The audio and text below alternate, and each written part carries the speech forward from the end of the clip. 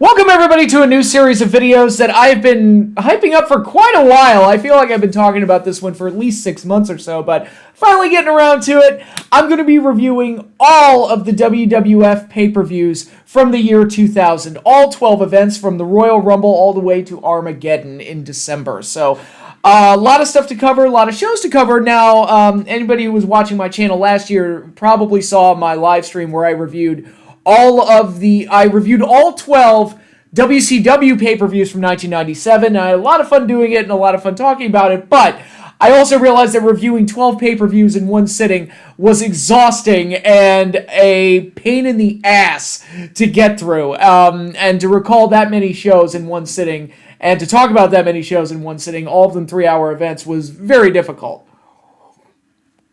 So here, I've learned my lesson, and I've decided to break it up into chunks of 4. So I'll be reviewing Royal Rumble to Backlash, and then Judgment Day to SummerSlam, and then the final video, part 3, will cover the rest of the pay-per-views from 2000, ending with Armageddon. So, like I said, a lot of stuff to cover, but I think doing 4 pay-per-views in 3 different settings will be a lot more manageable and a lot easier to digest. So, with all that said, let's just get right into it. Now, 2000 was a big year for the WWE. By this point, they'd pretty much pulled so far ahead of the race into Monday Night Wars ahead of WCW that WCW was almost a non-factor at this point.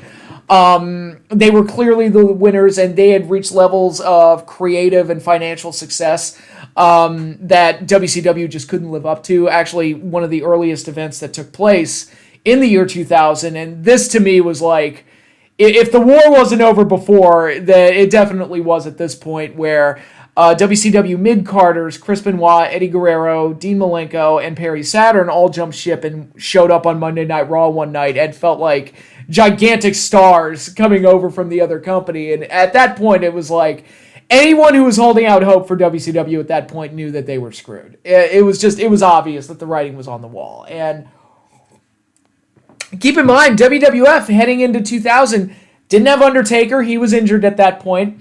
Foley was getting ready to retire, doing his big angle with Triple H, which would conclude, for real, it would conclude in February. I'll elaborate more when I talk about WrestleMania. But and Stone Cold Steve Austin, their biggest box office attraction, was on the shelf due to neck surgery, and he wouldn't be back until October. So they had some key essential players missing, and they were still whipping WCW's butt in the ratings and in every other metric imaginable. And I think in large part it can be attributed to the creative excellence that was achieved in the previous years and all the momentum that they had built up, thanks to guys like Steve Austin. But I also think it had to do with a bunch of guys stepping up. It was during this period that Chris Jericho started to become... It was fresh off the heels of his WCW run and coming to the WWF, stumbled a little bit out of the gate, but really found his footing in 2000. You had... new star in the Olympic gold medalist Kurt Angle, who would really make a name for himself in the year 2000. And the 2 top stars of the year would turn out to be The Rock, who would ascend to levels of popularity on par with Stone Cold Steve Austin at the time, and Triple H, who would be the biggest heel on the wrestling side of things anyway. I mean, I guess you could say that Vince McMahon will always be the biggest heel of the Attitude Era, but when it comes to wrestlers, Triple H really filled the role quite nicely and had what I feel is the best run of his career and cemented himself as a main event player during this time. So a lot of moving parts, a lot of exciting things going on, and throughout the year, WWF was the more exciting wrestling product. WCW was down here. It was on its deathbed. It was basically on its deathbed, and WWF just kept getting bigger and bigger and bigger, and it felt like the sky was the limit, and they could almost do no wrong.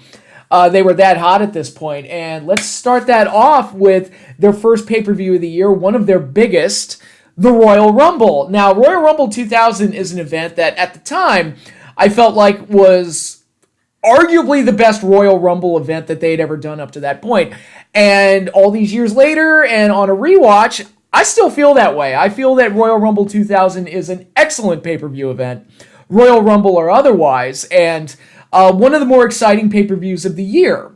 And I was really glad that it held up on the rewatch, although now with over 20 years of hindsight looking back on it, it was interesting to see how certain things really panned out for them and other things didn't pan out. And I guess that leads us into our opening match.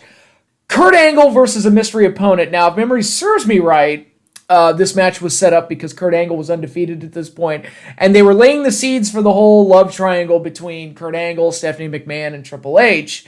And Steph was showing interest in Kurt Angle and Triple H while he was in charge of the show, thanks to his marriage to Stephanie and Vince being off the show at this point, was able to book matches, and he booked Kurt Angle against this mystery opponent in New York. This is a Madison Square Garden event, and I always love, I've heard some people talk about it. I think Bruce Pritchard mentioned it, that for television purposes, Madison Square Garden is hard to shoot in because of the way the arena is set up. But I always liked it. I always liked the fact that you could tell a Madison Square Garden show from everybody else. And that's one of my problems with modern wrestling programming, where so many of the venues just look exactly the same. And it's like, come on, guys, like, spice it up a little like Nitro used to do. Like, they would, they had a similar set, obviously, but, depending on their location, they would change things up a little bit. And, like, famously, they would have the events with the pool nearby, which is like, you got to take bumps into the pool when you have that set up. It was always fun. So, I always liked the Madison Square Garden events for the very reason that it did look so different from all the other ones, all the other venues out there. And I thought the set with the taxi cab coming through the entryway looked really cool. But it is very important to this match that Kurt Angle was in New York for this match, because his mystery opponent was a bit of a New York hero, being former ECW World Heavyweight Champion Tazz, who got all this fanfare. Great entrance theme, great video package. It seemed like the WWF marketing machine was behind this guy 100%, and he came off looking like a bona fide main event star before, during, and after this match. I mean, if you watch this match in a vacuum, you think, man, this Tazz guy, he went on to become WWE champion at some point. He had to have. It's like, look how over he is, and look how great he looked. He was suplexing Kurt Angle all over the place, and the crowd was red hot for him, and he got a big win, ending Kurt Angle's undefeated streak. Although there would be some controversy. One of the things I loved about Kurt as a character during this time is that he was basically like an old school 80s babyface, or he would have been an old school 80s babyface in any other era. But here, it's the Attitude Era, and, good guys are bad guys and bad guys are good guys. And Kurt Angle was like this Weasley kind of insincere heel, even though, under the guise of being this great patriot, this great American hero, and all this other stuff with all of these values. And I think Kurt played that role perfectly. So when the match was over in a later segment, he's being checked on by the doctor. He's like, wait, I was choked out? So that's an illegal hold. So I'm still undefeated, right? And he was able to run with that for a couple of weeks until I think it was eventually Rock who beat him on Raw. And that officially ended his undefeated streak. But what they did here, I felt made Tazz look like $1 million. And it was like, oh my God, they got another main event star. Because this was the point where WWF was just making stars left and right. And it felt like Tazz was like, oh my God, they got another one. Unfortunately, this match was also the peak of Tazz's run in WWF. It felt like they never really knew what to do with him. I'd heard stories that his size and his style just didn't mesh well with many of the guys on the roster, so not a whole lot of people wanted to work with him. I don't know how true that is, but ultimately Tazz would fizzle out, and they would try a heel run with him where he would end up losing to Jerry Lawler on pay-per-view, and he was pretty much dead, I felt. But the good news is that he got a job as a commentator. As part of the storyline with Jerry Lawler, he actually ended up being a commentator and actually was able to transition into being a commentator fairly effectively. So he got like a second chance at a career in the WWF by being a commentator. And he did quite well at that. And, if anybody who's listened to Tazz's commentary, he's a lot of fun to listen to, whether it's in WWF, TNA, or AEW. I mean, Tazz is a hoot to listen to at the booth. So he was able to kind of save his career in that sense, but unfortunately as a wrestler, it just didn't pan out for him. And, I don't know why that is. I don't know all the reasons behind it, but all I know is that on this show, you think, oh my God, they've got a star. This guy's a bona fide star. And that was pretty much his peak in WWF, which is unfortunate, but them's the break sometimes. So we got that really hot opener, which was a quick match. I mean, Tazz basically squashed him. And that's an interesting thing I'm going to talk about when we look at Kurt Angle through these pay-per-views. There's a lot of push and pull with him. If you track this from pay-per-view to pay-per-view, there's almost no momentum for Kurt. It's just constant up and down, up and down, up and down until he wins the title later in the year. And it's like, man, you would think that they would give him a little bit more, in the way of pay-per-view victories. But Kurt ended up having a great career anyway, so I'm not going to complain too much. But next match, the first ever WWF Tables Match, the Dudley Boys taking on the Hardy Boys. Now, this was the beginning of Bubba Ray's obsession with putting women through tables. And Terry Reynolds, I remember this vividly, was his first victim, where he put her through the table, which at the time was shocking. But then Bubba almost turned it into a running gag where he would just, any woman that he came into contact with, he would powerbomb them through tables. It was this crazy thing that the Dudleys had going. It was a great heat getter for him. I'm not going to say it didn't work. It was just kind of like, you look back on it, it's like, man, that was some crazy shit, wasn't it? He would ultimately get BB, Barbara Bush, for the 10 people that remember her.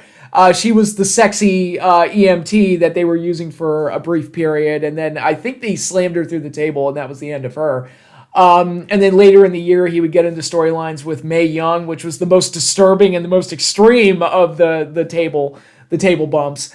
And eventually later on, Trish Stratus and Torrey, not Torrey Wilson, but the other Torrey, the one that nobody remembers. That's an interesting thing. I find it funny that, that Torrey is almost forgotten, and she's, anybody who remembers her, they reference her as the Torrey who wasn't Torrey Wilson.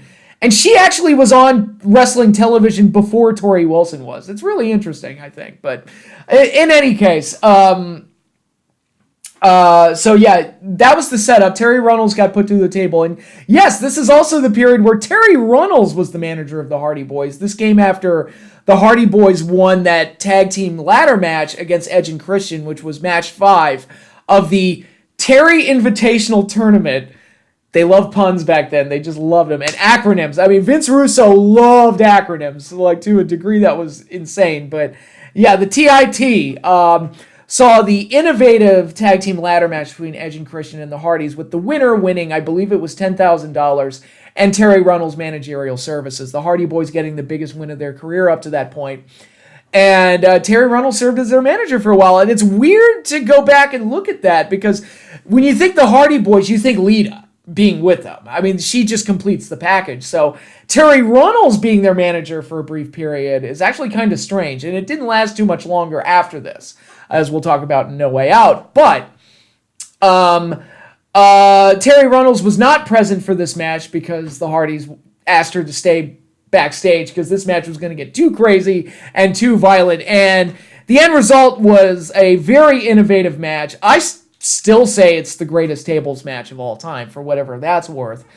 They utilized the gimmick effectively. The spots that they did to put people through the tables were pretty death-defying and spectacular, especially Jeff Hardy once again doing his crazy-ass swanton bomb off the top of a tall, off of great heights. He did it off the entrance ramp that I talked about earlier with the taxi cab, which was a great visual. Hardy Boys ultimately won the match, but this was one of those innovative matches that set the stage for the TLC matches that we would see, like the Triangle Ladder match at WrestleMania 2000, the SummerSlam match, and then their match at WrestleMania X7 with Edge and Christian thrown into the mix. The ladder match at No Mercy 99 and this match right here were key components in setting up the future matches that these three teams would have together. And I think this match is a very important one in the histories of not just the Dudleys and not just the Hardys, but in WWF tag team history. And it's one that tends to get overlooked because, again, I think people like to celebrate the TLC matches.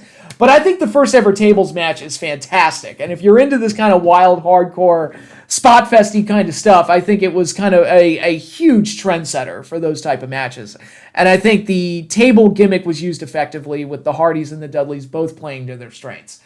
And this was just an excellent match through and through, with the Hardy Boys getting their revenge and getting the victory. And then from there, we got Probably, I guess, both the best and the worst part of the show, depending on how you look at it. The Miss Royal Rumble 2000 Bikini Contest, which featured, I'm going to get a full list of participants here. Ivory, who looked reluctant in doing it, but looked great in the green bikini anyway. Jacqueline Terry Reynolds, who I mentioned earlier. Luna Vachon, who decided not to participate and voiced her displeasure with being in a bikini contest. I think this was getting towards the end of Luna's run, which is unfortunate. And then you had the Cat, who was fresh off of her going straight up topless at the previous pay-per-view, Armageddon 99. I remember that kind of, I don't want to say it broke the internet, but a lot of the teenage fans really, really went crazy, and the ones that missed the pay-per-view were desperately looking for screenshots after news came out that she actually did go topless at the pay-per-view. But here she wore a bubble wrap bikini, which not as good as Sable's handprint bikini from Fully Loaded 98, but still, pretty good. This bikini contest also had Barbara Bush, who I mentioned earlier. It's like I never envisioned I would mention BB, the wrestling or the kayfabe EMT, more than once in a show. And but I think the segment is most well known for Mae Young and her entry into this contest, where she actually took her top off and paraded around.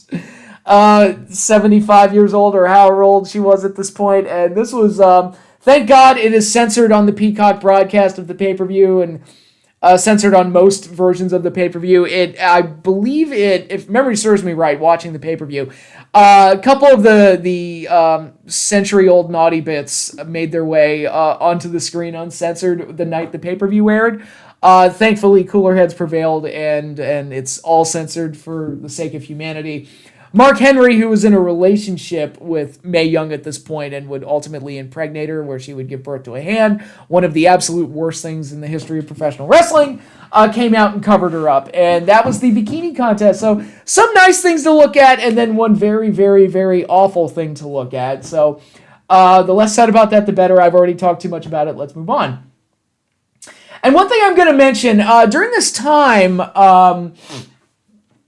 the WWF had a restaurant called WWF New York, and they would constantly cut to this restaurant and show clips of it. They'd have a wrestler do a guest spot there during pay-per-views, and maybe somebody would cut a promo there or something, but they would use it, they would show it quite frequently, and it looked pretty cool. And that was one thing I remember as a kid, because I wasn't even 15 years old yet at this point, so I was kind of like, man, I can't wait until I'm old enough to drink. I can go up to WWF New York. And by the time I was old enough to drink, the restaurant had already closed down. But a lot of the 2000 pay-per-views, they show this thing quite frequently. And they would do it for the next couple of years until the restaurant closed.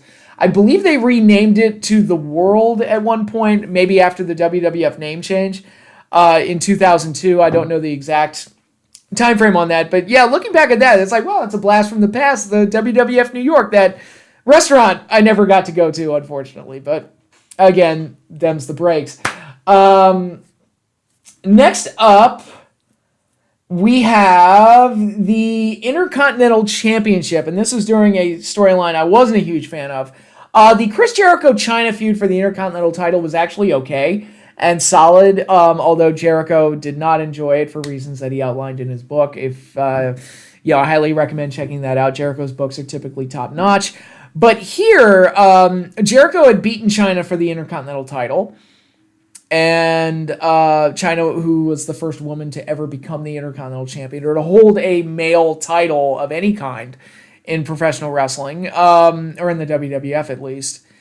And they had a rematch on an episode of, I want to say might have been Raw, might have been SmackDown, I don't remember which, but in any case, during the match, they pinned each other on a back suplex with both shoulders down, both sets of shoulders down, and it was decided by Stephanie McMahon Helmsley, that they would be co-Intercontinental Champions. That is stupid, and I'm just not a fan of that.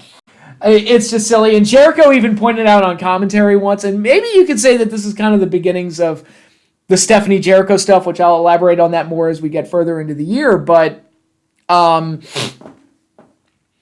But Jericho even pointed out on commentary, it's like, look, in a draw, the champion retains. That's always been that way. And I'm like, I agree. What's the controversy? In a draw, the champion retains. Why are we complicating this? And I think they thought they could get more out of the Jericho-Chyna storyline by doing this. But in this match, instead of it being Chyna versus Jericho one-on-one, it's actually a triple threat match with Hardcore Holly thrown into the mix. Adding Hardcore to this felt a little bit senseless and maybe muddied the waters up even more. I would have rather just done Chyna versus Jericho one-on-one. All right, winner is the true Intercontinental Champion. Let's settle the controversy. The match itself was not great. It was a little sloppy in parts. Chyna is historic for her what her role was on the show, the woman that wrestles men, and was a great attraction in that regard. But she was not the greatest worker in the world. Sometimes she would get a little sloppy in there, and I think that kind of rears its ugly head in this match. But ultimately, Chris Jericho gets the win, thank God, and that was pretty much the end of that. It was, like I said, not the greatest match in the world, but Jericho got the Intercontinental title, which he should have not. There should have never been any kind of controversy with Chyna. I think he should have just been the Intercontinental Champion heading into his pay-per-view match with Kurt Angle next month, but I will elaborate on that more when I get to that. Next up, we got a promo from The Rock, one of his best, one of my personal favorites, because he perfectly outlines kind of the ranking that they're supposed to be in among a wrestling roster, where he was talking about the Royal Rumble match that he was participating in. And really, this year, he was the number one favorite to win. And he made a comment to Michael Cole, who was interviewing him. He said, look, there are two people The Rock is worried about. Headbanger Mosh and Crash Holly. If I can get past those guys, then The Rock will win the Royal Rumble. And stuff like that I thought was really funny, even though I guess you could argue it buries Crash Holly and Headbanger Mosh, but Crash Holly was actually getting ready to have the biggest run of his career with the Houdini of hardcore stuff. Like, he was just not too far removed from where when that was going to start. But I just thought the promo was really funny and just highlighted Rock at his best, and also kind of said things that the fans were thinking. It's like, nobody thinks that Headbanger Mosh is going to win the Royal Rumble. Nobody thinks that Crash Holly is going to win the Rumble, and The Rock is kind of making light of that, which I thought was pretty funny. All right, next up, we get the Tag Team Championship match. The Acolytes challenging the champions, New Age Outlaws. This was a quick, get it over with, fast type of match. It was over. I'm looking at the time here, 2.5 minutes. I think they did it just to have a tag title match on the show. They had no other real reason for doing it. The two teams had a history in that the Outlaws worked against the Acolytes very early on into the Acolytes' run with the company when Farouk and Bradshaw first formed. It may have even been their first match as a team. And the Acolytes just beat the ever-living shit out of them and left Billy Gunn bloodied and everything. But other than that, there wasn't really a whole lot going into this match. And the Outlaws got the cheap victory, cheated win. It was quick, over, and done with, and that was that. And the Outlaws were kind of on their last legs anyway. I feel like they weren't as interesting as they'd had been in, say, 1998. And a lot of newer, more exciting teams were coming up, like the Hardys, like the Dudleys, like Edge and Christian. Even the Acolytes, to some degree. It's like, these two, big hoss motherfuckers, they're cooler than these guys doing the same song and dance they've been doing for 2 or 3 years. So, this was just kind of they did it, and it was over, and that was that. It was kind of a nothing match, so moving on to the next thing. And we go from a nothing match to one of the best matches in the history of WWF pay-per-view. This is the street fight for the WWF Championship. Champion Triple H defending against Mick Foley, adopting his Cactus Jack persona one more time. Well, we do it again at the next pay-per-view, but he readopted the Cactus Jack persona specifically to challenge Triple H for the title. If you have not seen the promo where Mankind takes the mask off and becomes Cactus Jack again, do yourself a favor and go check that out. It is an amazing moment and one of the coolest moments from this time period, and one that I remember fondly to this day. And that leads us to this street fight, which is an excellent match that I felt was kind of, it was beyond what you would normally see out of WWF at this point. I mean, yes, they'd used thumbtacks in the match with Undertaker and Mankind, the Hell in a Cell, but it wasn't a common thing. You just got thumbtacks in this match. And I believe, if I'm not mistaken, this is the first match in WWF history to use barbed wire, as Cactus Jack brought out the barbed wire 2x4, which is kind of his signature, or became his signature because of this. And these guys, they went out there and just beat the ever-living shit out of each other. I mean, this was a wild, violent brawl. And then there's the part that always stood out to me was the bit where I think a splinter from the announce table that got broken kind of pierced Triple H's leg and left like a gash in his calf, and it was really nasty looking. And again, another one of those things happened by accident. I'm sure it sucked for Triple H to have to go through that, but man, it really added to the sheer like savagery and brutality of the match. And even the finish with Cactus Jack taking a pedigree into the thumbtacks. I'm like, Mick, are you insane? Why are you doing that? Like, why are you doing that, Mick? And another nice touch that was in this, we get to a point where Triple H handcuffed Cactus Jack, and he starts wailing on him with steel chairs, almost as a repeat of Mankind's match with The Rock from the year before. But by this point in time, The Rock and Mick Foley had become friends and tag team partners. So while all this is going down, The Rock actually saves Cactus Jack. And it's like, oh, character development for The Rock. Look at that. He's not going to he was wrong to do it a year before, and he's not going to let history repeat itself. So it was a nice little touch in another like wild brawling spectacle of a hardcore match. So I'll go this far. It's probably my favorite Triple H match of all time. I think it's absolutely stellar. I think it's the match that cemented him firmly as a world title contender.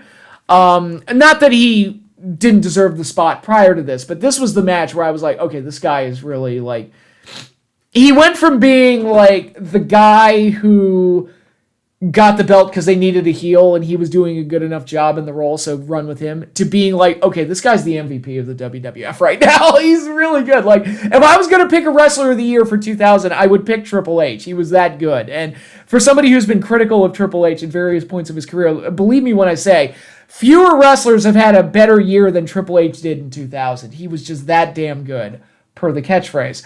And his victory here was amazing, but also set the stage for their rematch a month later, which I will talk about soon.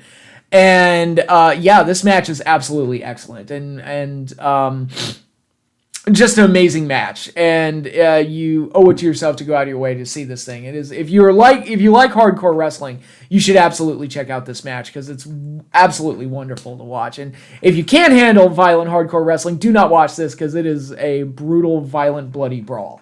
And the type of thing that WWF steers away from these days. But so that match was amazing. And then that leads us into the Royal Rumble match.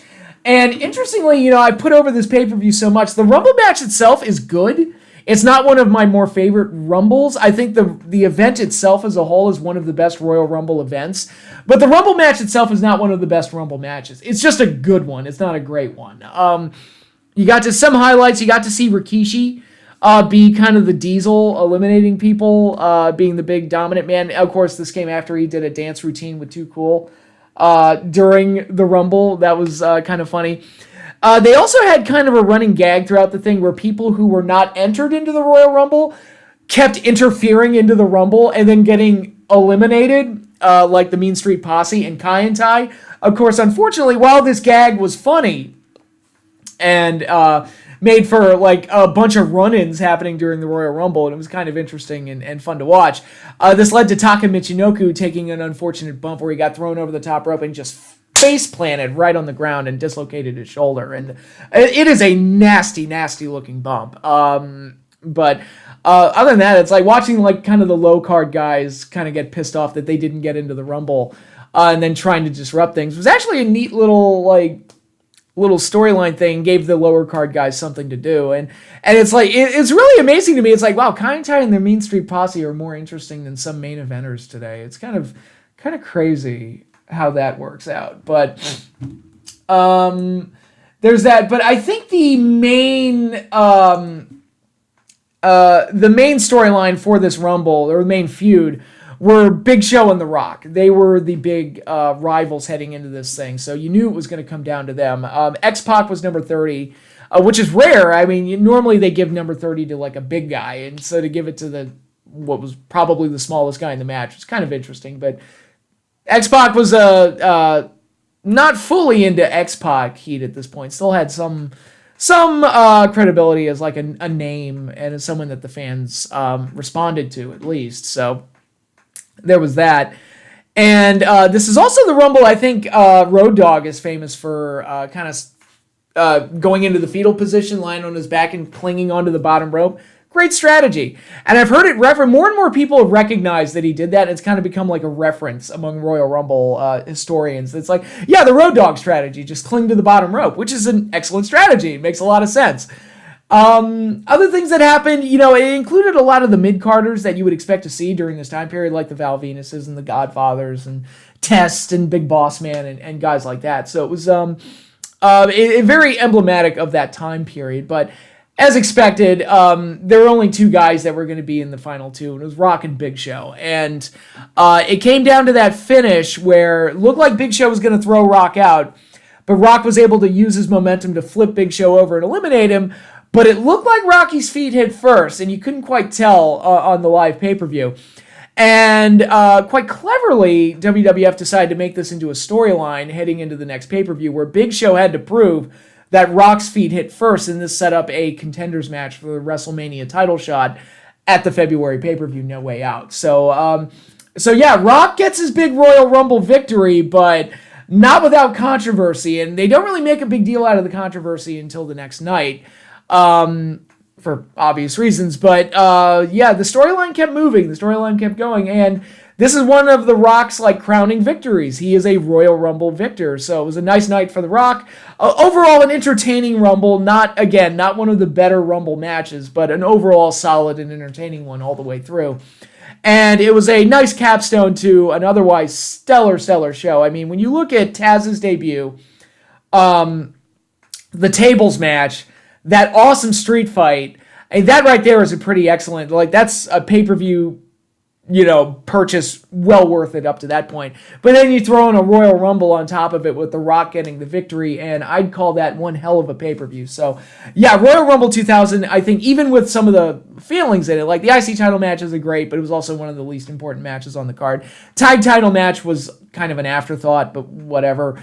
It was there. The Mae Young bikini situation was not ideal, but, they balanced it out with some of the better-looking women in bikinis, so that was nice. But overall, I think Royal Rumble 2000 is a stellar pay-per-view and one of the best Royal Rumbles of all time. And now let's move on to No Way Out 2000, the February pay-per-view from this year.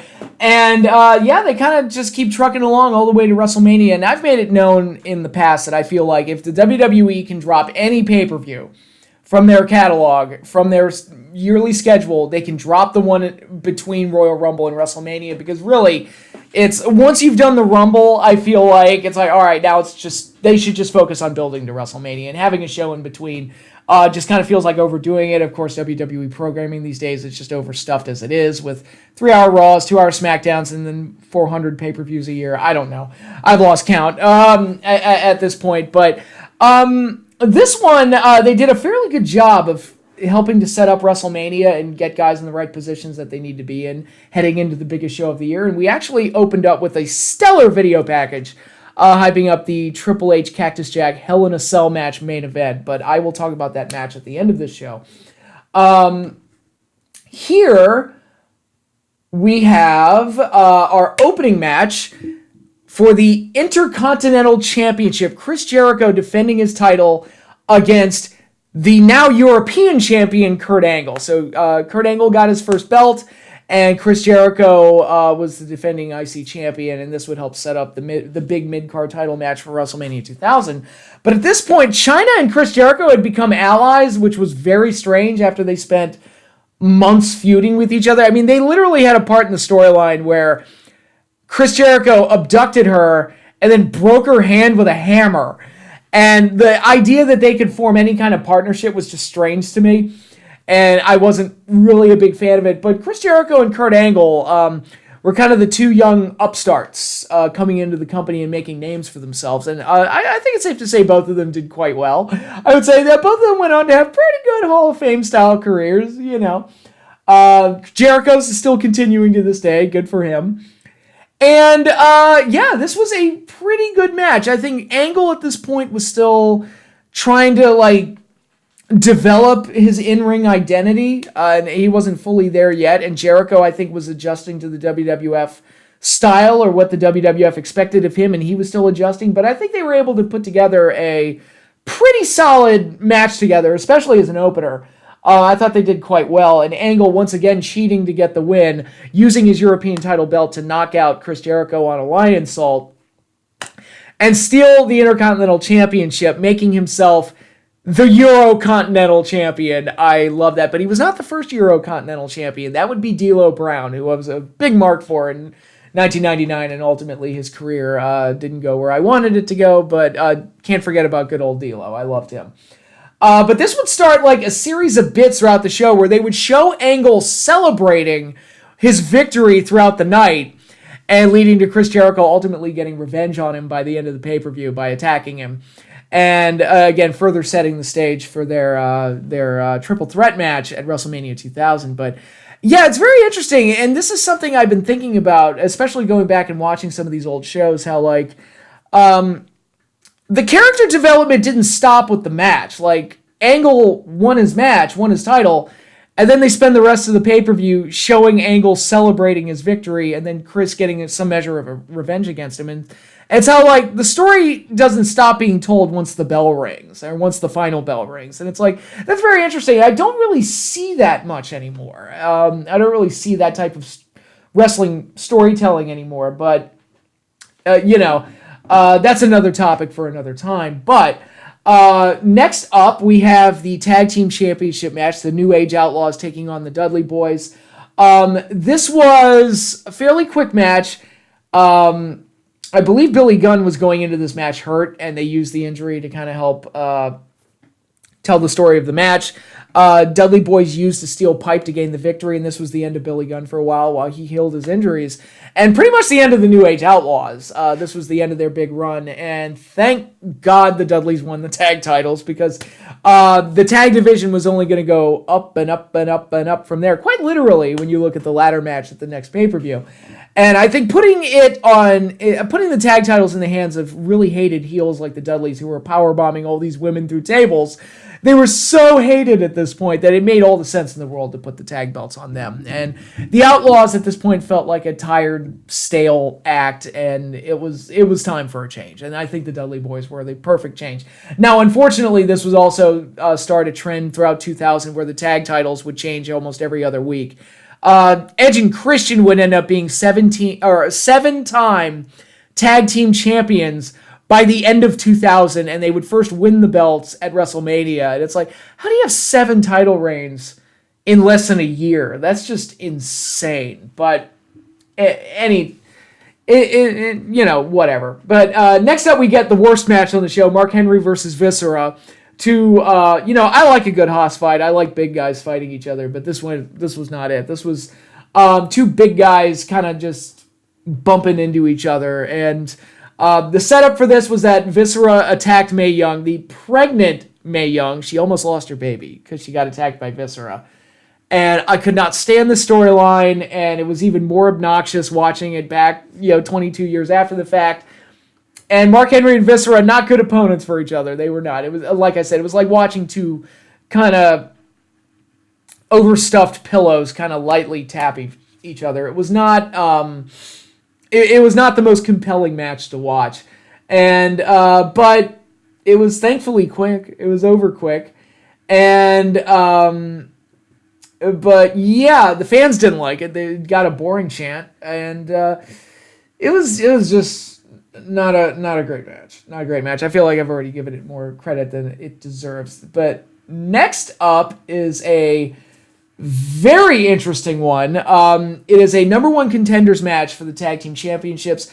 Edge and Christian versus the Hardy Boyz. One of the forgotten matches in their growing series of matches. Everybody seems to remember the No Mercy 99 ladder match and the various TLC matches. And I think a lot of people remember the Conquistadors matches because of how funny the whole bit was. But this is one that they had that's actually pretty good. I think Edge and Christian were still kind of finding themselves. They were kind of easing into being heels, but they weren't fully there yet. And I don't think they had their characters fully defined yet. But once they got there, boy, did they get there. They became my favorite team of the bunch. And the Hardy Boyz were kind of becoming this era's version of the Rockers, where they were like the high-flying, exciting young team that the girls liked and got all the lady pops and everything like that. But I thought that this was a very, very good tag match between two young teams, again, still kind of trying to find themselves. I think the Hardy Boyz were a little bit closer to their identity at this point than Edge and Christian were, but the match was very good. But the big story coming out of it is that Terry actually turned on the Hardy Boyz here in this match. And interestingly, she had Farouk and Bradshaw, the APA, who are now adopting that gimmick, as hired protection to protect her from an attack from the Dudley Boyz and anybody else that meant to do her harm. And then she turned on the Hardy Boyz. And then when Matt and Jeff were like trying to be like, what the fuck you do to us, Terry? You just screwed us.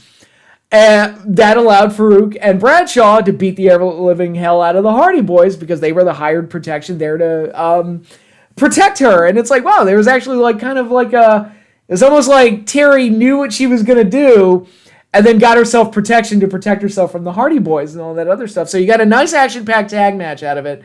And you got the breaking up of the Terry and Hardy Boy relationship, which I think was for the best. I think Lita was a much better match for the Hardy Boyz, as we would see a few months later.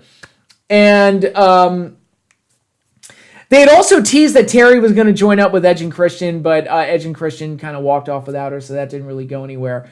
And but Terry and the Hardys, not the best pairing. Honestly, I think she was better with Perry Saturn more than anything else. I thought this match was very, very good and was helped in the development of these two young tag teams that would become big stars by the end of the year. And here we get another bizarre one. Big Boss Man with Albert, who was now in his corner, versus Tazz. Now, remember when I said it felt like they dropped the ball with Tazz fairly quickly? It felt like they'd already dropped the ball at this point, where Big Boss Man beat the crap out of him, and Albert caused a DQ, and all of this happened in less than a minute. And Boss Man was just beating Tazz down with the nightstick and bloodied him up, but Tazz wouldn't stay down. They're trying to put him over as tenacious, and he could take a beating, and I think that's what they were going for here. But by the end of it, it just kind of looked like Tazz was getting his ass kicked by the Big Boss Man. It just came across very awkwardly and very weirdly. And again, it was one of the earliest indicators that they didn't really know what to do with Tazz. And this type of thing was more indicative of his run in the WWF than what we saw at the Royal Rumble, where he looked like a megastar in the making. So, very unfortunate, but the unfortunate Tazz push was not long for this world. Next up, we get the no-holds-barred match between Kane, with a returning Paul Bearer in his corner, his father back by his side, against X-Pock and Torrey. Torrey was the girlfriend of Kane, but she broke his heart when she was forced to spend the Christmas holidays with X-Pock. I don't know how Stephanie and Triple H are able to force someone to spend their Christmas with somebody. I don't know. Wrestling's weird. I'm not going to try and make sense out of it. But during the course of being forced to be on this vacation, Torrey fell in love with X-Pock, and she dumped Kane. And Kane went away for a bit, and then came back with Paul Bearer at his side, now with renewed focus of getting his absolute revenge on X-Pac and Torrey. Tombstone Torrey a couple of times before this match, which I felt was a mistake. I felt like, look, if you want Kane getting his revenge on Torrey to be the payoff, you should save it for the pay-per-view. That's just my take. But anyway, so they had a no-holds-barred match here, which was a pretty solid match for the most part, with X-Pac getting a cheap win by drop-kicking as Kane was holding up the steel steps. X-Pac drop-kicked the steel steps, and they fell on top of Kane, and X-Pac was able to get the quick victory out of that. The feud would continue heading into WrestleMania, where there were rumors that they were going to do a exploding bomb match, whatever the hell that is, I picture some of the Japanese death matches in that regard, but I could never imagine such a thing happening in WWE. And they did not go that route with it. Instead, they had a fairly anticlimactic tag match, which I'll talk about in the next review. And yeah. So, like I said, this was a pretty solid match that felt like it was going to set the bar for something bigger at WrestleMania, and unfortunately that didn't happen. But the match itself, it wasn't very long, but it was a nice, solid, hardcore match with the conflicting styles of Kane being up against a much smaller but Weasley foe in X-Pock. And I thought the two played off each other really well. They also had a cage match on TV that was pretty interesting because if I remember correctly, the cage match was X-Pock could win by escape the cage, but Kane couldn't. Kane had to win by pinfall, which allowed for a spot where Kane went outside the ring and caught X-Pac as he was trying to escape and then throw him back in and won. But in any case, this was this was a solid continuation of the feud that unfortunately didn't get the payoff that it should have down the road. But I'll elaborate on that more when I talk about WrestleMania. Next up, we get the pay-per-view debut of the Radicals. I just mentioned them closer to the start of the video.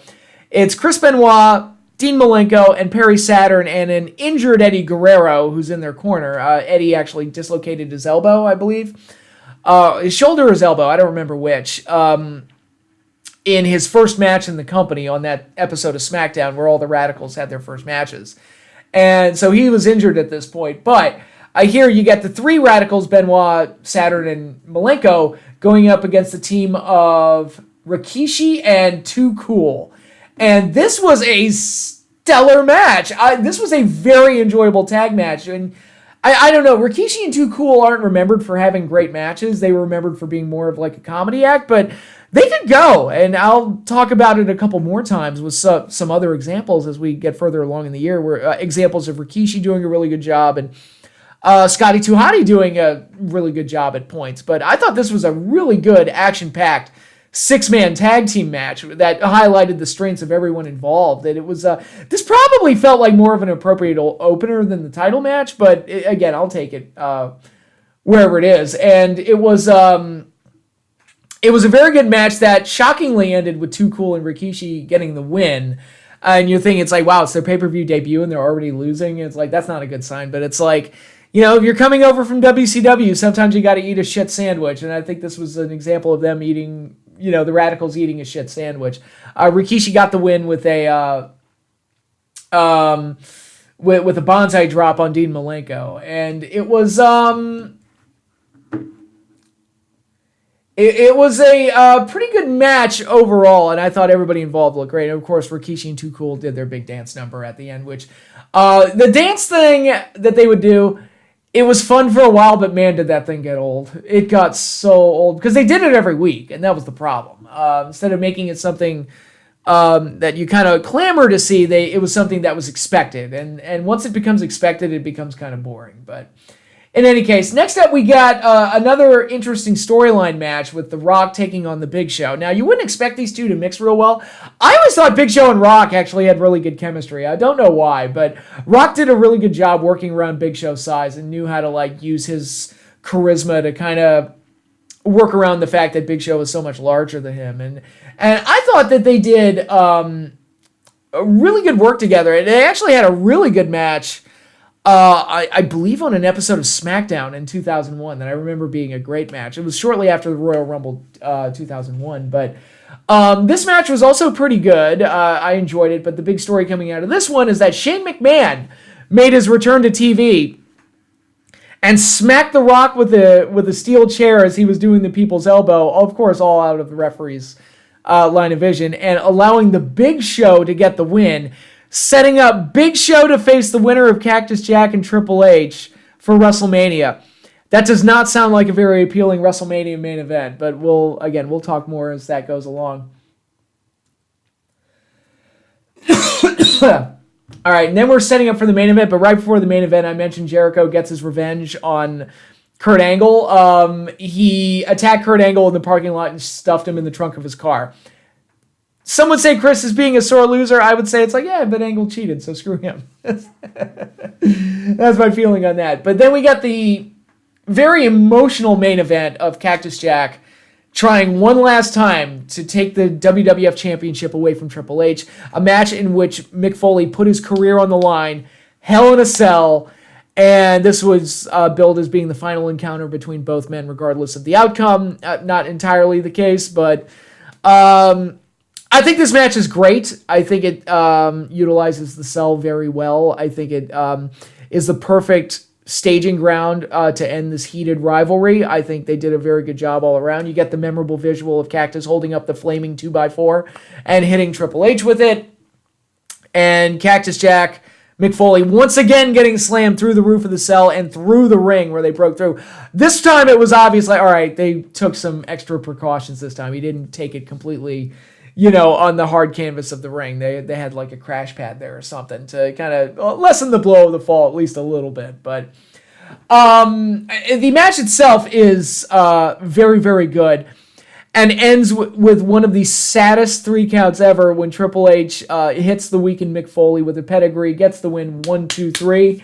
And the crowd is stunned into silence. Fans are emotional about it. Mick Foley has been retired. Foley, with the blood all over his face and tears in his eyes, walks up the ramp while JR says goodbye to him. A very emotional ending and a great heat-getting moment for Triple H as he just retired Mick Foley, which should have set him up perfectly for the fall at WrestleMania 2000, which I wish they had done that, but they did not. So I'm going to talk about that a little bit more here as we head into the next pay-per-view. And next up, we have the largest pay-per-view of the year happening April 2nd, 2000 in Anaheim, California. WrestleMania, not 16, but 2000. You see, in the year 2000, everything was named 2000. There was a Dracula 2000, there was a Godzilla 2000. Every episode of South Park jokingly had 2000 tacked on to the end of it. It was just the year of 2000. Everything had to have 2000 on it. So, yeah, the sad thing about this pay-per-view is that it's the largest pay-per-view of the year because it's WrestleMania. This is probably the worst pay-per-view of 2000 by far for the WWE. They didn't have many shows as bad as this one. This is easily one of the weakest pay-per-views that WWE put on this year. And I'm not through watching all of the 2000 pay-per-views yet, but I really feel confident that 2000 WrestleMania is going to be the worst one of the year. That's how I feel, but we'll see. We opened up the show with Lillian Garcia singing the national anthem, which she was very good at. Her voice is very lovely, and she was perfect for that. If you can't get a celebrity to do it, Lillian is always a great one to use because she's got a lovely singing voice. She actually sang it when I was at SummerSlam 2005. When I was at that show, she sang the national anthem there as well, and she did a bang-up job. Always terrific at that. And we opened up the match card with The Godfather and D'Lo Brown, who, poor guy, was just directionless as hell, taking on Big Boss Man and the new star, Bull Buchanan.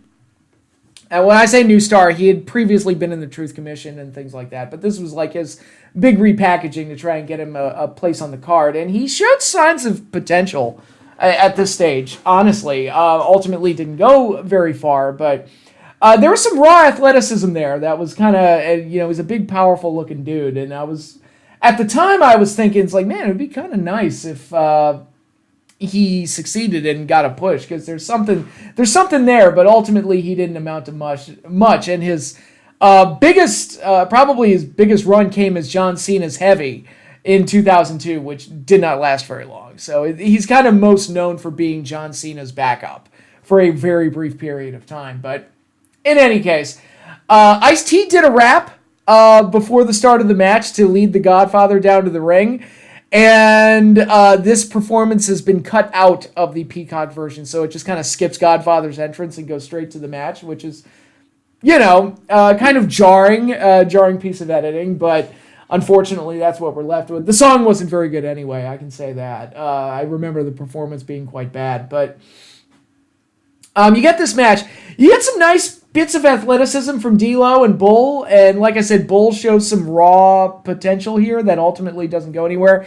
D'Lo shows signs of like the great athlete that he was, and ultimately the poor guy just could not sustain a push. And it was, I think the Droz situation kind of soured him to the higher-ups in WWE. I don't know if that's true. I'm just speculating. That's just my assumption. And it's a shame that one match has kind of painted D'Lo Brown's entire career, because he was, he was a guy with a lot of potential, and I saw some things in him, and ultimately none of it really came to fruition.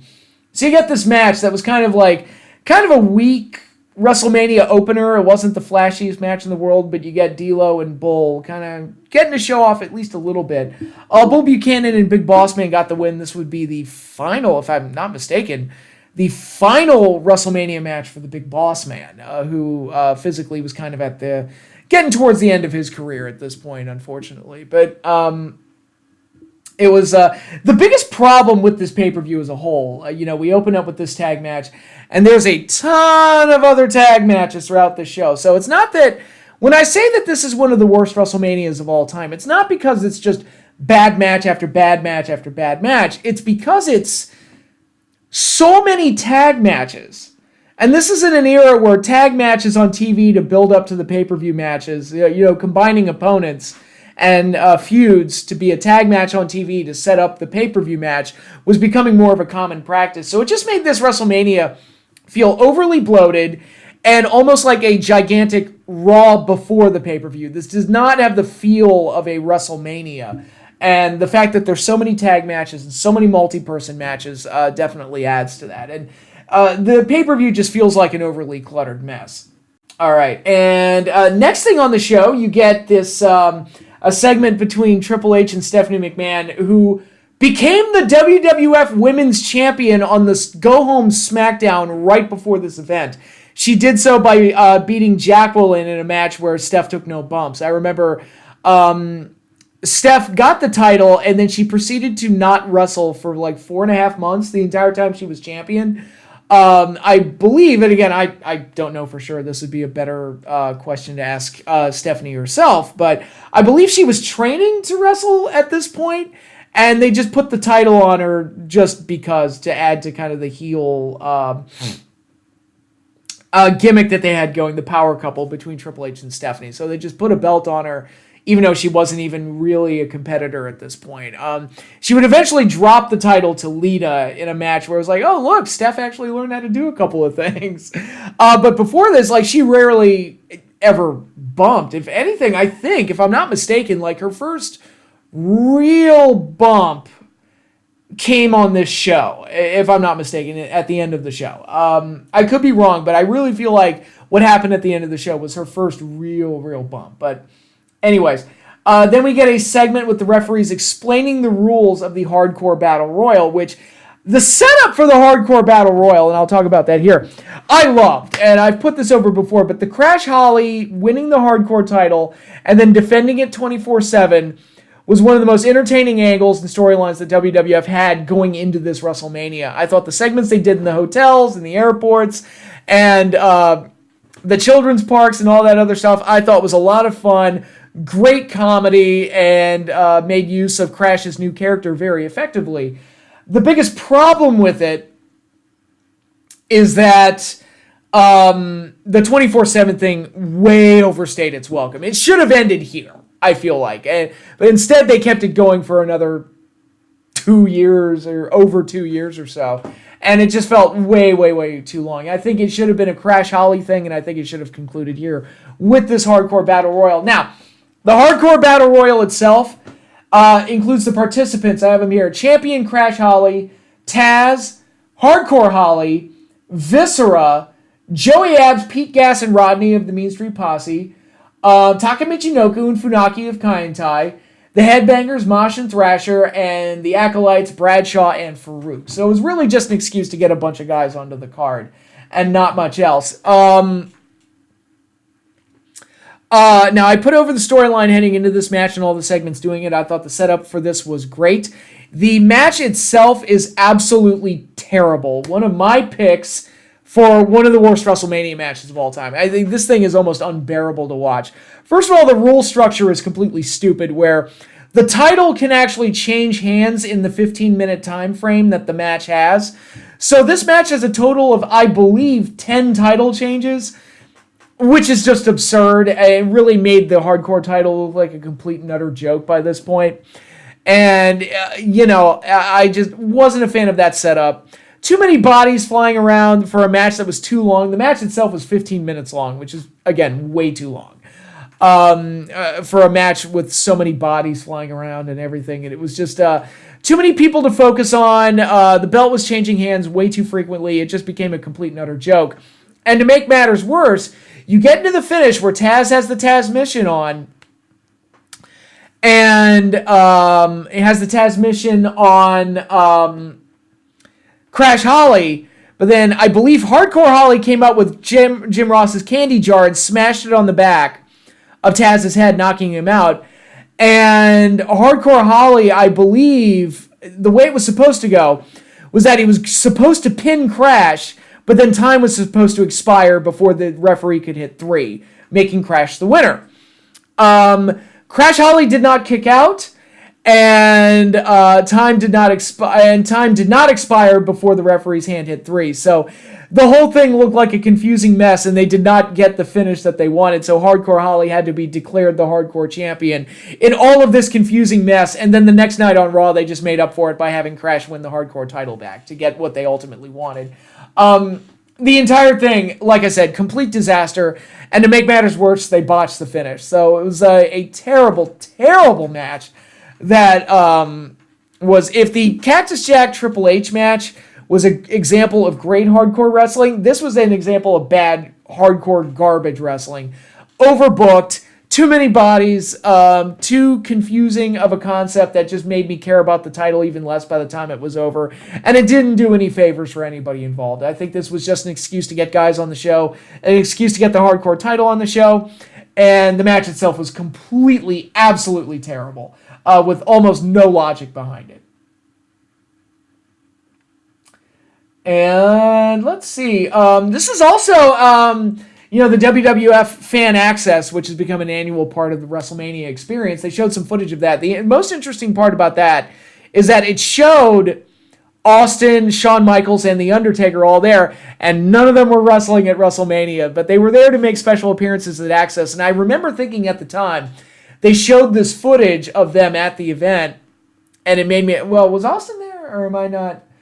Now that I'm kind of thinking about it, I don't remember if Austin was there or not, but I know for a fact that Shawn Michaels and Undertaker were definitely there. And it made me think that they were going to play some kind of role in the main event of the show, which didn't happen. And probably for the best that they didn't, because the main event had too many bodies involved in it anyway, with 4 participants, the champion and 3 challengers, and then a McMahon in every corner. It was already confusing as it was. We didn't need more confusion thrown on top of that. So, next up, we get the makeshift team of Head Cheese, Al Snow and Steve Blackman. And now this was an interesting thing. You talk about comedy from the time period. I think, personally, Al Snow and Steve Blackman, the Head Cheese gimmick, had some of the best comedy skits that WWF was doing at the time. And I think in their segments, Al Snow and Steve Blackman had terrific chemistry. Because Steve Blackman, the Lethal Weapon, was a straight-up no-nonsense guy. And Al Snow was the comedy guy, so there was a distinct clash of character there. And the best stuff was them trying to come up with a name for the team, where it's like Al would just keep throwing out stupid name after stupid name after stupid name. I remember one, he threw out, how about Snowstorm? And Blackman was like, wow, that one's actually pretty good. And then he puts like a little raincoat and gives him a little umbrella. See, I'm Snow, you're Storm. And Blackman didn't like that very much. I also remember the retirement home bit where they were performing stand-up comedy in front of some, at an old folks home. And one of the old ladies was like, you suck, Blackman, or something like that. And then they show Al Snow and Steve Blackman walking out of the place, and Snow was like, Steve, you can't nunchuck an 80-year-old woman. What'd you do? And then Steve's like, she annoyed me. And it was just really, really funny stuff that they did with each other. Unfortunately, the two did not mesh well in the ring. So while Head Cheese had some terrific segments, the matches themselves were not great. And they just couldn't get them together, as we'll see in this match. And now their opponents, Test and Albert, these were two guys that were kind of directionless. Albert was partnered up with Droz, and then obviously that went to the wayside when Droz had his unfortunate accident. And Test was having the push of a lifetime, being partnered up with Stephanie, and then once she went along with Triple H, it seemed like his push just evaporated. So I was like, all right, what's Test going to do now? So they've stuck them together, and they put them with Trish Stratus, a fitness model turned to the world of sports entertainment. And she was going to be their valet, and they had the very, again, acronyms and puns were the name of the game during this time. They were Test and Albert, TNA, with the sexy blonde bombshell serving as their manager. Yeah, it was emblematic of the time period, but it introduced wrestling audiences to Trish Stratus, who at the very next pay-per-view actually would start to show signs of the star that she would ultimately become. But this match, not a great showcase for anybody involved outside of Trish looking absolutely fantastic in her outfit. This was, I mentioned Al Snow and Steve Blackman. The name they kind of settled on was Head Cheese, because Al Snow has the head, and he had a little cheese hat for Steve Blackman. And here they had a little guy, Chester McCheeserton, playing Let's Go Head Cheese with his butt cheeks. Again, it was very emblematic of the time period. Outside of that, the match itself was absolutely terrible. None of the four guys looked like they were in sync. The crowd didn't give a shit about any of it. And Test and Albert got the win. And then Al Snow and Steve Blackman turned on their little partner, Chester McCheeserton, by delivering delivering their tag team maneuver to him. It was almost like the death sentence, actually, for anybody who remembers AMW. It was a move almost similar to that. But yeah, this is not great. This is a terrible, terrible, terrible match, and not very good for anybody involved. Alrighty, I'm looking along. What else do we have here? We had a segment with the Cat and Mae Young, with the Cat being naked, which I guess was her gimmick. It's like, I'm naked all the time. I'm just naked, and Jerry Lawler was all about that apparently. And then we get ready for the major highlight of the show. What this WrestleMania is known for, really. It's the only thing they're really known for. The Tag Team Championship Triangle Ladder Match. The Dudley Boys defending against Edge and Christian and the Hardy Boys. And this was, I talk about the influences of the No Mercy Ladder Match and the Royal Rumble Tables Match. This is another match that was like very influential in the way that tag team wrestling and a bunch of multi-man spot fests would go, and it continues on to this year, to present day, quite honestly. I would argue they've done too many of these type of matches, and they're no longer that special, but this was as far as like spot festy car wrecks go, I think the fact that these three teams were just starting to come into their own. The Dudley Boys had gotten red hot at this point. The Hardys were starting to get really red hot. And Edge and Christian were still kind of finding themselves a little bit and still hadn't quite nailed everything down yet. But to have these six young, hungry talents go out there and absolutely tear the house down with this daredevil spectacle of a match that, even though it wasn't a straight-up TLC match, you still got tables involved in a big way. And to see ladders used in unison with tables back then was a novel idea, and it was just crazy to see all the things they did, and like stacking the tables on top of the ladders to help set up for the finish and all of that. It was a visual treat for the eyes, because at this time WWF fans were not used to seeing anything quite like this. And the major highlight, of course, is Jeff Hardy's big swanton bomb off the top of the big ladder through the tables, and just an amazing match all around, and easily the biggest highlight on this WrestleMania that saw Edge and Christian get their first of 7 tag team championship victories this year. I would argue that Edge and Christian were probably the least over of the three teams in this match, but with this tag title victory, it helped them to establish their identity, and by the end of the year, I think they were the best of the three teams. So it ended up being the right choice to go with them for the victory. And like I said, if you're going to watch WrestleMania 2000 for any reason, you should watch it for this ladder match. It is absolutely stellar. All right. And next up, we have the only singles match on this entire card. The Cat with Mae Young versus Terry Reynolds with the Fabulous Moolah with Val Venus as special guest referee. It was there to sell tits and ass, and it sold tits and ass to a degree. I mean, yeah, you get the comedy with Mae Young making out with Val Venus and forcing herself on him and stuff like that. But, I mean, the undergarments that Terry was wearing were quite nice. Quite enjoyed the sight of that. But this was...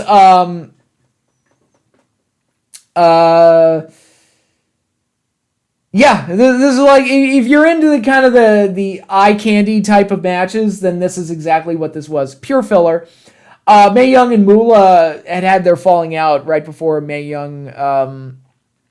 She actually, if I recall correctly, Fabulous Moolah got jealous of Mae Young's growing success and attention on TV. And so she set up for the Dudley boys to powerbomb her off the stage through tables, which I'm like, man, that's... whew, boy, that's some dark shit. And now this is also part of the time period where we're starting to get to the point where the big spots didn't hurt as much. I mean, Mae Young, a 76-year-old woman, or however old she was, got powerbombed off the stage through some tables, and she's already back in time for WrestleMania. That is just weird to me. Like, she should be gone, like, forever, right? But she was back in time for Mania, so... wasn't a big fan of that, but it is what it is. The cat fight. I think I've talked about it longer than the match actually was. So let's move on to the next thing. Yet another tag team match. This time a 6-person tag with the Radicals, Eddie Guerrero, now healed up, Dean Malenko and Perry Saturn taking on Chyna and Too Cool. Why it's not Rikishi, I don't know. The Radicals were feuding with Too Cool at this point, and Chyna was doing a thing with Eddie Guerrero where he was hitting on her and she was rebuffing all of his advances. Eventually, she would succumb to Eddie Guerrero's Latino Heat, which would be their big storyline that would continue for most of the year. The biggest thing I remember about this match is that Chyna's pants came undone and her pants started coming undone, so she essentially powerbombed Eddie Guerrero with her pants falling down. It's like, that's an unfortunate botch, but the match, again, I mean, this was a match that just felt like a Raw match. You would think that the match would be, for WrestleMania, you would think that the match would be Eddie versus Chyna, and then you would do the Radicals, Dean and Perry versus Too Cool at some other point in the show. You wouldn't expect a full 6-person. Granted, I know time's limited on a show like this, but this show has almost no singles matches, and this is an example of where it probably should have been Chyna versus Eddie one-on-one, kind of keep their story going. But I think the Chyna and Eddie partnership actually worked out well for both of them and gave them something a little bit different and helped Eddie kind of win over the WWF crowd and also give Chyna like a different direction for her character and allow her to expand herself beyond being just the silent muscle woman who beats up men. All right, then moving along, we get the other good match on the show, the triple threat match. 2 falls with 2 championships on the line. Kurt Angle defending both the Intercontinental and the European Championships against challengers Chris Jericho and Chris Benoit.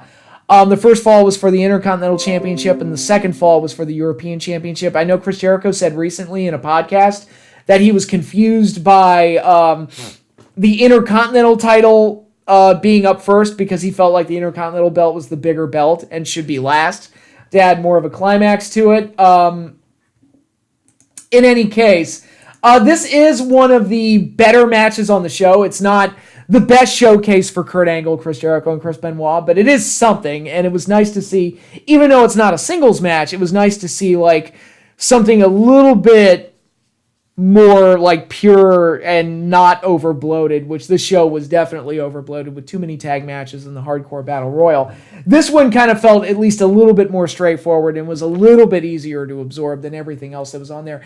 And it was nice, solid technical wrestling from 3 guys that could get it done. It's not their best work, but on this show, it might as well be a masterpiece. It is the... It is... On any other WrestleMania, you would probably think, yeah, that was okay. That was fine. On this WrestleMania, it's the second best match on the show, and it's like one of the only things worth watching, honestly. All right, next up, we got Complete waste of time. Road Dogg and X-Pock with Torrey versus Kane with Paul Bearer. And Rakishi. Why are Kane and Rakishi teaming up? I don't know. Again, this feels like a Raw match to me. Should have been Kane and X-Pac one-on-one. Didn't have to be the exploding bomb match that was rumored. But this felt like a very, very, very lackluster end to their storyline and their feud, which began with them as tag team partners and then evolved into betrayal from X-Pac and then X-Pac stealing his girl. So you've got like a year's worth of storyline built into this thing. And it ends with kind of a wet fart. This just pointless tag match where the babyfaces just kind of straight up win with Kane hitting the pinfall on X-Pac. But the bigger story on this one was Too Cool coming out and doing their dance routine with Rikishi and the San Diego Chicken, who the previous year had attacked Kane because it was Pete Rose in disguise. And this marks the third year in a row where Pete Rose would try to confront Kane and then ultimately get beat up for his troubles. He didn't get a tombstone this year like he did at 14 and 15, but he did get a chokeslam and a stink face from Rikishi. And that was the end of poor Pete Rose and his WrestleMania run. But it was a fun, ongoing tradition of sorts for WrestleMania to have Pete Rose and Kane constantly conflict with each other. This was fun. I think this was the weakest of the three encounters. The first one was the best. The second one was a surprise that came out of nowhere and it got a huge pop, so it was great. This one, you kind of expected it, and it wasn't as good. And it was like, you can only do that thing so many times, even if it is just on an annual basis. But at least it was something on a card that didn't provide a whole heck of a lot. And looking at this, right before the main event, they showed some celebrities in the crowd, which included Martin Short, Michael Clark Duncan, who's no longer with us, Dustin Diamond, who is also no longer with us, and French Stewart. Wow, there's a lot of people that were there. But anyway, we get our main event. Four-way match with Triple H defending the title against The Big Show, The Rock, and Mick Foley. Now, I mentioned that Big Show won the Contenders match at the previous pay-per-view, but for the love of God, you cannot do Triple H versus The Big Show at WrestleMania. That would have been a terrible main event. I think even Rock cut a promo on Raw. It's like, if that's the main event to WrestleMania, then WrestleMania will absolutely suck. And he's not wrong. But with all the confusion and controversies and all the McMahons getting involved, Stephanie being in Triple H's corner, Shane being in Big Show's corner, Linda McMahon being in Mick Foley's corner, and Vince being in The Rock's corner, this match is an absolutely confusing mess of a match where it's just too many bodies flying around, too many characters to keep track of. The McMahons taking a lot of focus off of the in-ring action. Big Show felt like an afterthought and was only put into this match because I think the original plan was to do Austin versus Big Show. Why that was the original plan, I don't know. But Austin couldn't be there, but Big Show was promised that main event spot, so he ultimately got it. But he felt like an afterthought. He was the first one eliminated. He was eliminated very early into the match. And but Shane still came out and played a role, attacked Vince at one point, and the whole thing was just a big mess. Mick Foley should have stayed retired after the February match. I thought that was a great send-off to him, and this just kind of felt like Foley was just there. Now, the original plan was, which has been talked about, is that it was supposed to be Chris Jericho in this match. Instead of, I actually have the poster right here. Let me pull it up. So it was supposed to be Chris Jericho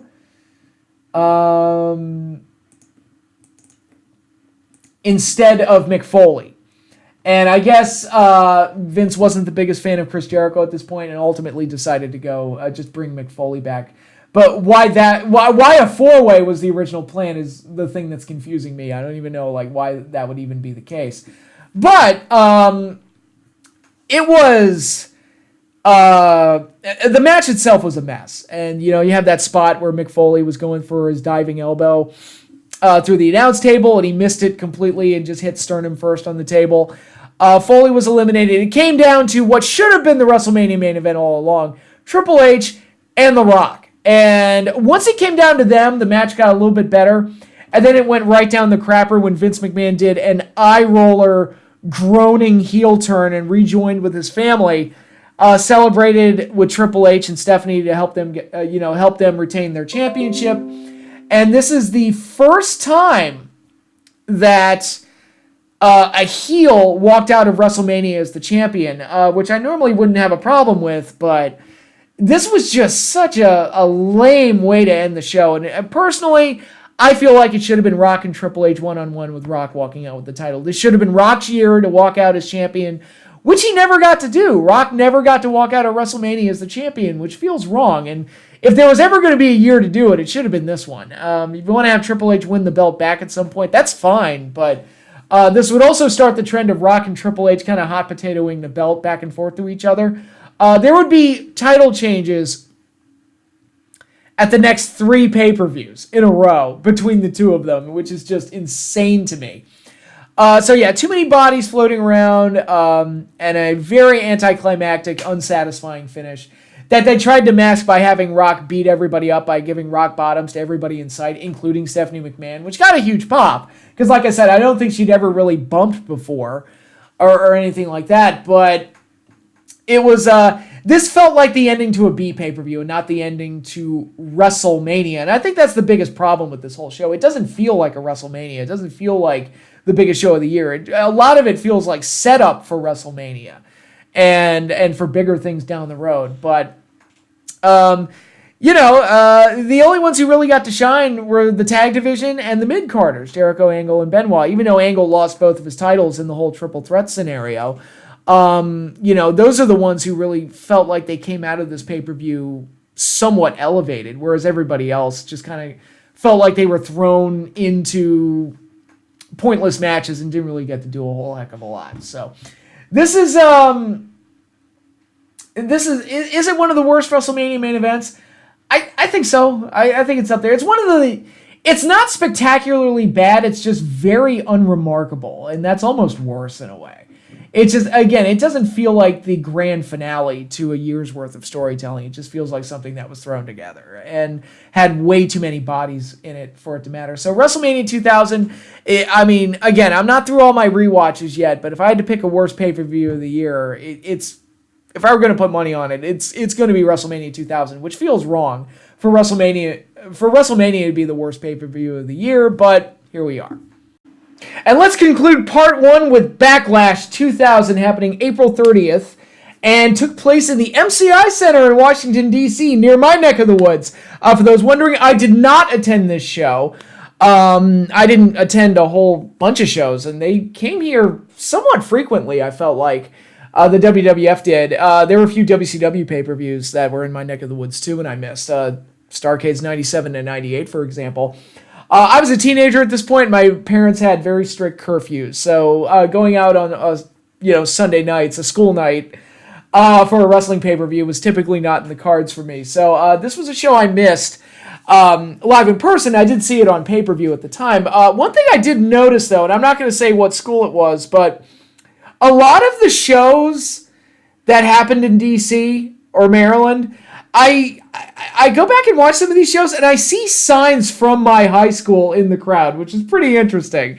If it's a pay-per-view or event from like 98, 99, 2000, 2001, and it's in D.C., I'm going to see my school banner or school logo in there somewhere. Now you're all going to look for it and see which one it is. But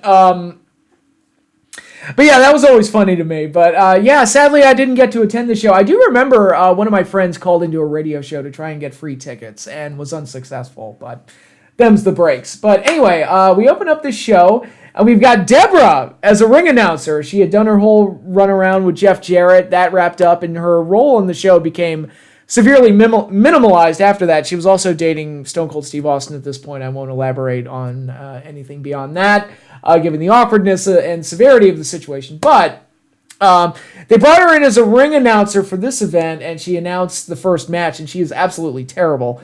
Lovely looking woman, seems very nice in interviews and everything I've seen her in, but ring announcing was not her strong suit, unfortunately. Decent valet, but ring announcing, not so much. The opening match was for the Tag Team Championship. The new Tag Team Champions, Edge and Christian, taking on D-Generation X, Road Dogg and X-Pock. How they got a tag title shot, I have no clue. They got absolutely destroyed at WrestleMania, so you would think they'd be at the bottom of the totem pole. But in any case, we're still in that period where Edge and Christian are still trying to find themselves. So they're not even really fully heel yet. They're kind of in this weird tweener phase. So the match was a little weird because Edge and Christian aren't fully into the 5-second poses or totally reeking of awesomeness, dude. The Bill and Ted Ninja Turtle style speak that they would employ. They haven't fully developed yet. But this was the birth. We're kind of at the beginnings of X-Pac heat. Allowed X-Pac sucks chance, which would persist and only grow over the next couple of years. But match itself was fine. I thought it was a nice, solid opener with Edge and Christian out-cheating DX to get the win here. Good, solid stuff and a good win for Edge and Christian, but they would get bigger and better as the year went along. Next up, we got a match that took me by surprise on this rewatch. Dean Malenko versus Scotty 2 Hotty for the Light Heavyweight Championship.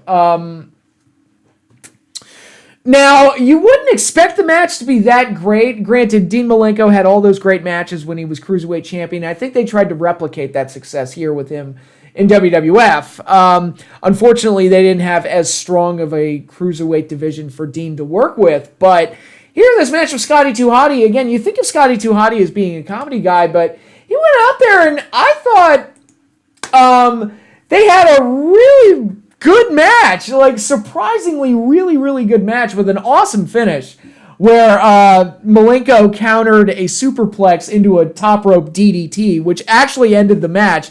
Nowadays, that would just be a 2 count, but they let that be the finish, and it looked great. Granted, it's Dean Malenko, and Dean Malenko you expect to be able to have a great match with anybody, but this is definitely the best match, at least one-on-one match I ever saw Scotty 2 Hotty have, and it showed that there's more. And I think a lot of guys, they judge people based on the characters that they play. Like people said, oh, Hulk Hogan can't really work. He's just this and the posing and all this other stuff. But no, you watch Hogan in Japan, the guy can actually get down on the mat and wrestle and trade holds. You look at somebust like Goldust, and it's like, oh, he's just playing the character, and that's all he knows how to do. But then you see Dust in AEW, and it's like, oh my God, this guy actually knows how to work. And it's like, yeah, I mean, he was a worker before he played Goldust. And so I like to see matches like this because it kind of takes people by surprise. You think of a guy as just playing this one role and that's all he does. But no, Scotty 2 Hotty could actually work and could actually wrestle. And I'd say this is the best match he ever had. And he did it with a great opponent in Dean Malenko. Sadly, the light heavyweight division would never quite catch on in the way the cruiserweight division did. But this is an example of Dean being allowed to have do his usual great work and have a great match.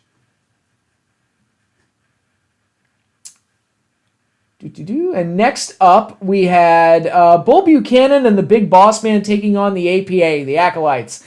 This was not good. Again, I like Haas matches. When I did my reviews of Monday Nitro, and I was like, man, when you get to that period, 97, when it's the Steiners and the Harlem Heat and Wrath and Mortis and all these kind of Ming and Barbarian and all these kind of bruiser tag teams, I thought they did great with each other. Right? Public Enemy would, always work tables into their matches. It was good stuff, and you get these nice brawling tag matches.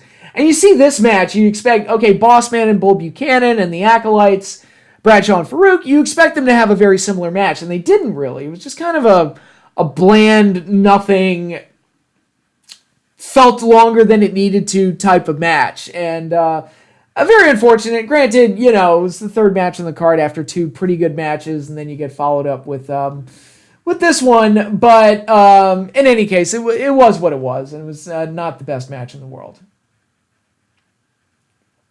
All right, now we've got more hardcore title action as we get another kind of battle royal style match. This one, thankfully, was just a one-fall match and reduced the number of participants to 6. Crash Holly, Tazz, Hardcore Holly, Perry Saturn, and Matt and Jeff Hardy, the Hardy Boyz. And I think the Hardy Boyz added a little bit of an extra flavor to the match, with Jeff once again having to dive off of the Backlash set. This time it was like a swinging hook thing that looked pretty neat. And he had to get his big spot in there. And for what it was, again, it was just kind of a hardcore bunch of bodies flying around type of match. But it meshed a lot better than the hardcore battle royal at WrestleMania 2000 did. And it was overall fun. If you like the Hardy Boyz, you got to see the Hardy Boyz being the Hardy Boyz and doing their stuff. And I think that added a lot to the match. But Crash Holly once again got the win and kept the Houdini of hardcore thing going. All right, and then we get some segments with Shane McMahon. Shane McMahon was scheduled to be the referee for the main event between The Rock and Triple H, with Stone Cold Steve Austin playing an outside role in the affair. And there's a bunch of segments in the show kind of leading up to that.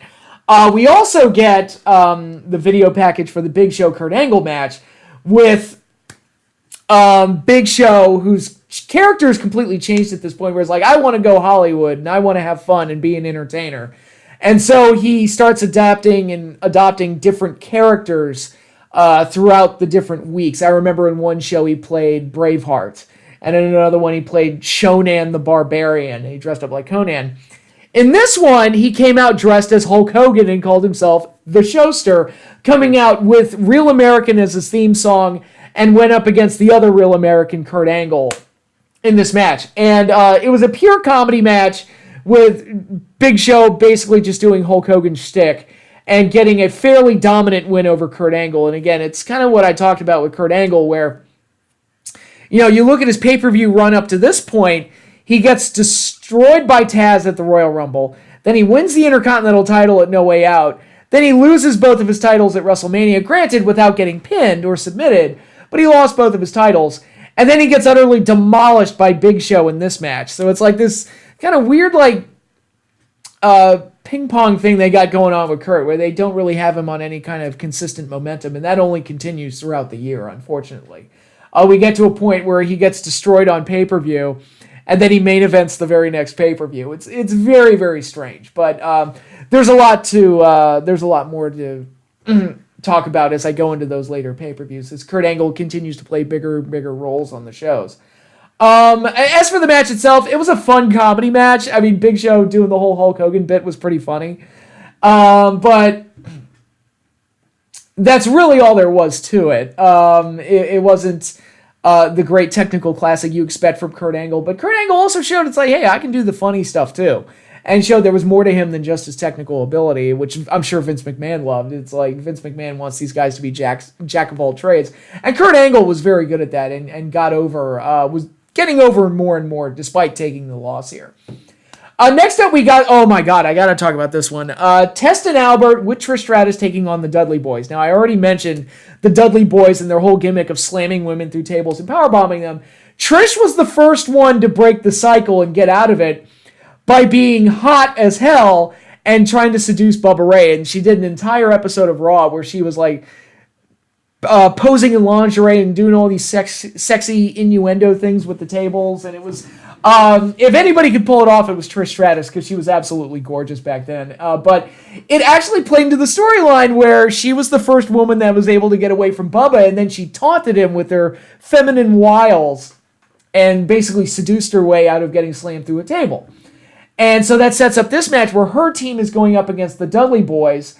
And really, with the storyline in place, the match quality didn't really matter all that much. Fans were just wanting to see Trish Stratus get slammed through a table. And once she cost the Dudley Boyz the match, they ultimately lost to Test and Albert here, which on paper sounds crazy, but it happened. But once that happened, Bubba Ray got just pissed off enough to be like, you know what? That bitch is going through a table. And she tried to kiss and smooch her way out of it. Didn't work, and Bubba Ray put her through the table, and the fans popped immensely for it. But this is really like one of those A Star Is Born type of moments, because up to this point, Trish had been the sexy valet to TNA, and that's really all she was. Mic skills weren't really there yet.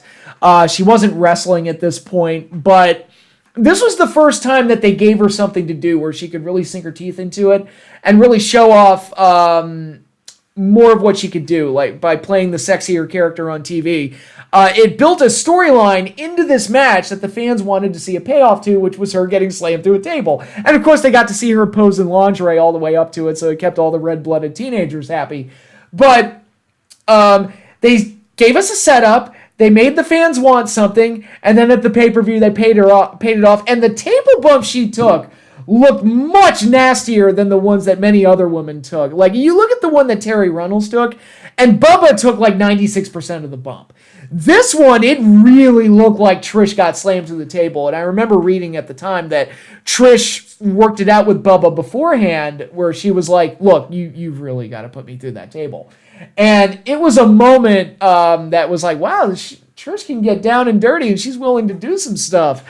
And this was like the beginnings of her becoming a much bigger fixture on the show and becoming a much bigger star. Again, in-ring work wasn't there yet. Mike's skills weren't quite there yet. But she showed that there was more to her than just a pretty face through the willingness to take that really nasty-looking table bump and her work in setting up the story to make the fans want to see her get slammed through a table. So I felt like this whole situation came off really well. The match itself, it was what it was. It was just a formula tag match to set up the real thing that everybody wanted to see. And I felt like this was the first indicator of the star that Trish Stratus would ultimately become. So I look back on this fairly fondly.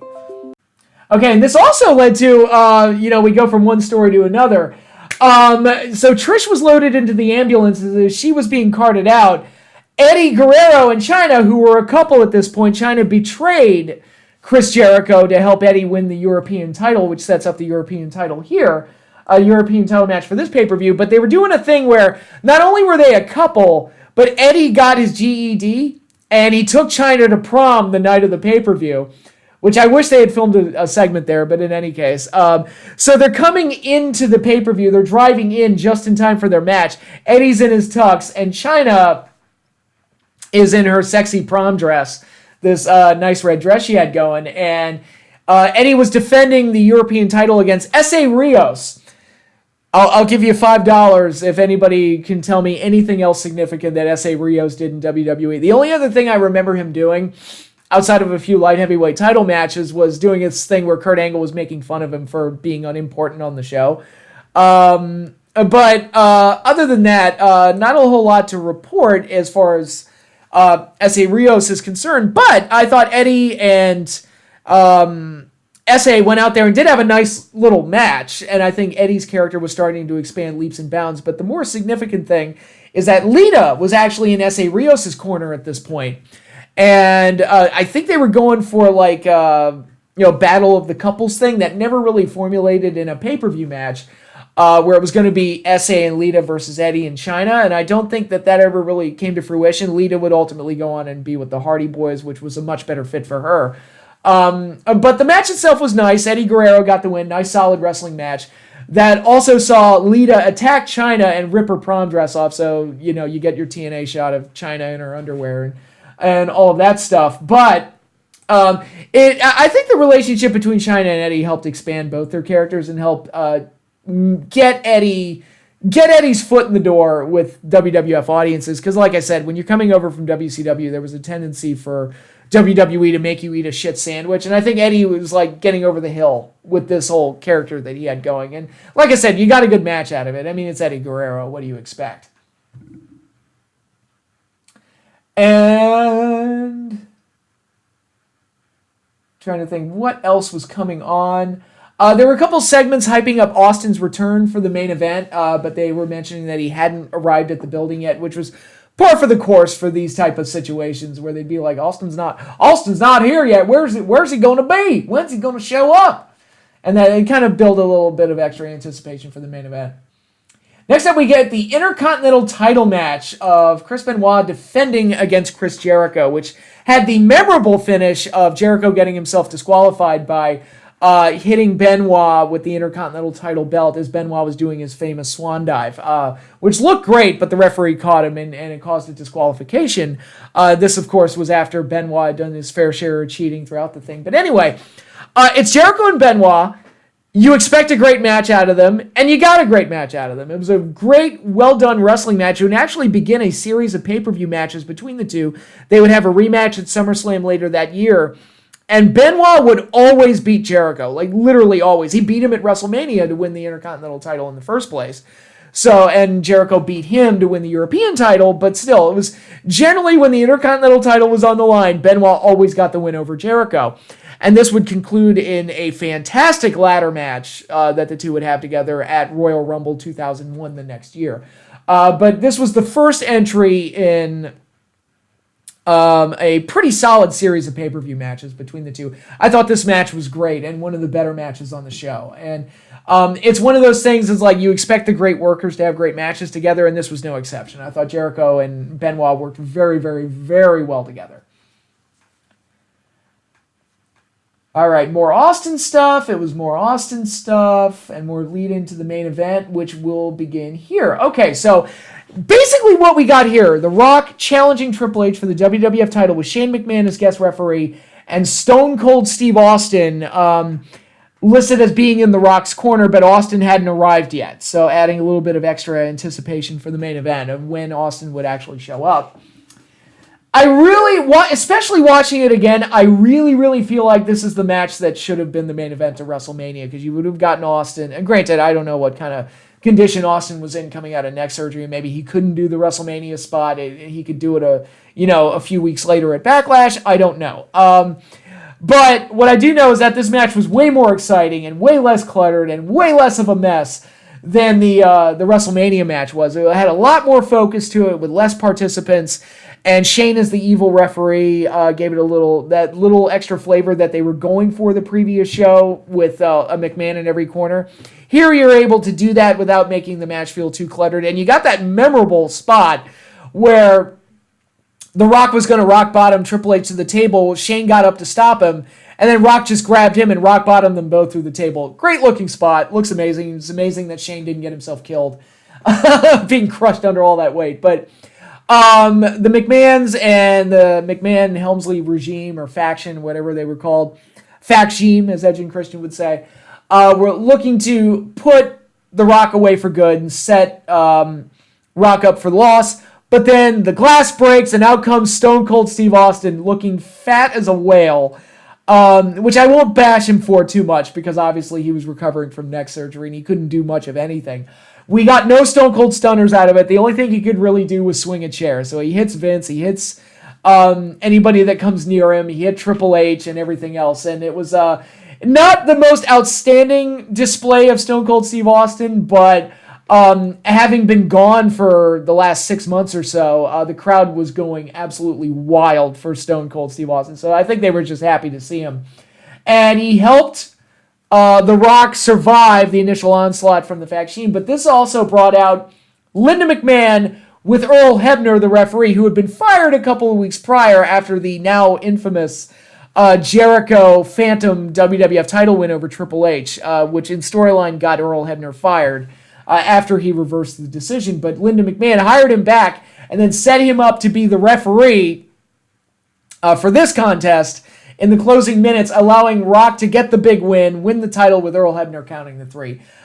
This was a wild, crazy, and very, very entertaining main event, and a great way to close out the pay-per-view. What was overall a very, very good pay-per-view. When you look at the strength of the main event, the pleasure of seeing Austin there after he'd been gone for so long, his first pay-per-view appearance in front of a crowd since late the previous year, Survivor Series 99, the previous year when they did got run over by a car angle.